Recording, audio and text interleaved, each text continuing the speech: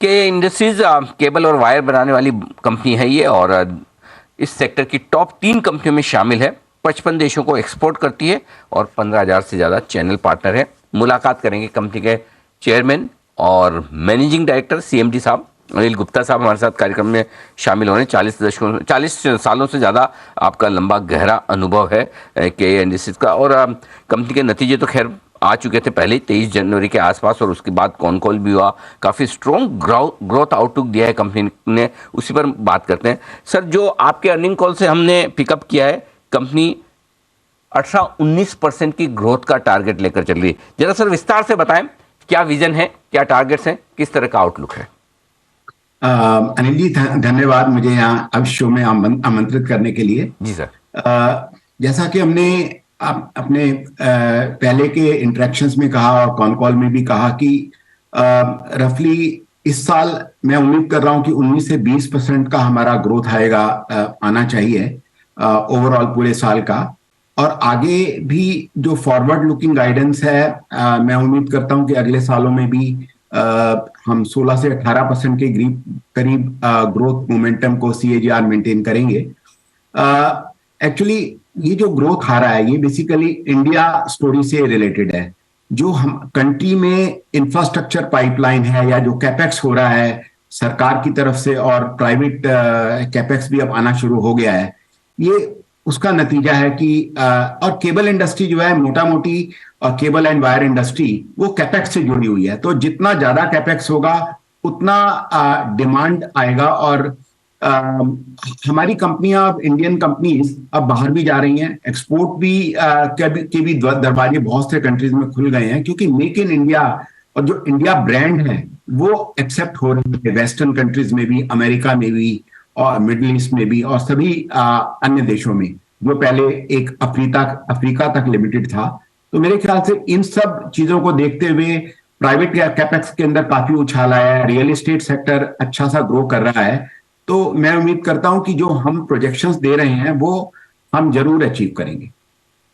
तो आपके जो टारगेट्स हैं 17-18% ग्रोथ के, वो अचीवेबल है, और ये अचीव करने के लिए जाहिर सी बात है कि आपकी ऑर्डर बुक मजबूत होनी चाहिए। जरा एक बार अंदाजा दें सर, कितनी बड़ी है ऑर्डर बुक, नए ऑर्डर इनफ्लो कैसे दिख रहे हैं, और ये ऑर्डर बुक आप कब तक एग्जीक्यूट करने का इरादा रखते हैं सर? देखिए, जो अभी हमारी ऑर्डर बुक टोटल 3500 करोड़ रुपए के करीब है, लेकिन जो केबल्स के जो ऑर्डर बुक है वो हमेशा लगभग 3 से 4 महीने तक रहती है, और बाकी 1000-1200 करोड़ की EPC की हमारी ऑर्डर बुक रहती है। एक्सपोर्ट ऑर्डर बुक भी इस टाइम स्ट्रांग है। जो ऑर्डर पाइपलाइन है, रफली 600 से 650 करोड़ के ऑर्डर हर महीने हम इस टाइम इनटेक कर रहे हैं। क्योंकि देखिए, कोई भी कस्टमर आजकल बहुत लंबी डिलीवरी नहीं देता है, 2 से 3 महीने में उसको ज्यादा से ज्यादा केबल चाहिए। तो लंबी डिलीवरी के ऑर्डर ना हमारे हित में है, because price fluctuation, materials, raw material price fluctuation भी काफी रहता है। हालांकि हम लोग उसको काफी इंसुलेट करके रखते हैं अपनी नेचुरल इन्वेंट्री से, और जो भी अगले 2-3 महीने ऑर्डर होते हैं उनकी ऑर्डर मटेरियल बुकिंग से। तो इसीलिए हम लोग अपनी जो रॉ मटेरियल कॉस्ट को अपनी सेलिंग प्राइस से हेज करके रखते हैं। ओके, तो चलिए ये एक अच्छी बात है। अब सर आते हैं मार्जिन्स पर। इस बार आप मार्जिन्स थोड़े से मेंटेन रखने में, इंप्रूव करने में कामयाब रहे, 10.25% के आसपास के मार्जिन्स आए। आगे के लिए आउटलुक क्या है, ये मेंटेन रहेंगे या इसमें भी सुधार की गुंजाइश है सर?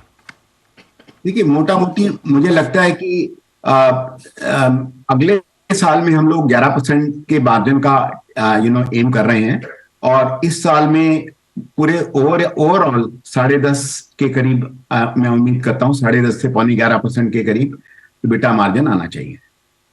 10-11% के आसपास के रह सकते हैं। वैसे तो आपकी कंपनी बैलेंस शीट मजबूत करने का काम कर भी रही, कर्ज आप लगातार कम कर भी रहे हैं। जो मेरी जानकारी के मुताबिक लगभग 215 करोड़ के आसपास का नेट डेट आपके पास बचा है। ये बताएं सर, साल भर में आगे क्या प्लान है इस डेट को लेकर? क्या कोई कैपेक्स है उसके लिए बढ़ेगा या फिर कम करने वाले हैं? नहीं, देखिए, ना तो हम डेट को बढ़ाने वाले हैं। डेट, ये जो जितना 215 करोड़ का डेट है, ये चैनल फाइनेंस का डेट है, जो डीलर्स बिल डिस्काउंटिंग का। तो एक्चुअली इस इतना ही हमारा फिक्स डिपॉजिट भी है, तो हमारा actually we are a net debt zero company now. अगले साल में हमारा 200 से 250 करोड़ रुपए के कैपेक्स का प्लान है, जो जिससे हम अपनी कैपेसिटी को एनहेंस करेंगे, जिसमें ब्राउन फील्ड भी होगा और नए प्रोजेक्ट के ऊपर भी हम लोग जा रहे हैं, जिसके लिए लैंड एक्विजिशन मैं उम्मीद करता हूं कि अगले 1.5-2 महीने में हो जाएगा। Okay, perfect. तो ये आपके लिए डेट को लेकर प्लान्स हैं, आगे बढ़ाने वाले हैं नहीं। गुप्ता साहब, बहुत बहुत धन्यवाद सर, आपने हमें समय दिया और आगे के आउटलुक पर और ग्रोथ प्लान पर आपने अपने निवेशकों को और हमारे दर्शकों को पूरी जानकारी दी है। धन्यवाद आपका। KEI इंडस्ट्रीज का टॉप मैनेजमेंट बताता हुआ स्टॉक देखिए 2% की मजबूती के साथ दिन के हाई पॉइंट पर ट्रेड करता हुआ दिख रहा है, क्योंकि मैनेजमेंट के स्ट्रॉन्ग गाइडेंस के बाद बाजार का भरोसा बढ़ता हुआ KEI इंडस्ट्रीज पर 1700 के पार। छोटे से नहीं, ब्रेक का वक्त नहीं है, ब्रेक कहाँ से लेंगे, अभी तो 10 ही बजी है। ऐसा क्यों लग रहा है कि बहुत अच्छा, मार्केट भी थोड़ा ठंडा सा है तो ऐसा लग रहा है। चलिए 18,000 पर आ तो गया है। चलिए करते हैं 10 की कमाई की शुरुआत।